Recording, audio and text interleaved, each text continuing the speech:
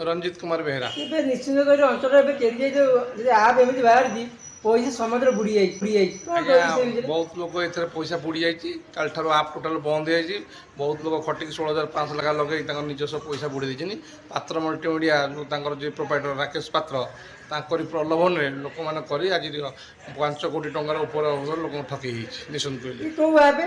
ହୁଗି ଆଉ ଦି ଟଙ୍କା କେମିତି ଚଳୁଥିଲା? ସିଏ ଆମକୁ କହିଲେ ଯେ 16,500 ଲଗାନ୍ତୁ, ଦିନକୁ 615 ଆସିବ, ପ୍ରତି ଗୁରୁବାର ଆପଣ ୱିଡ୍ରାଲ୍ ମାରିବେ।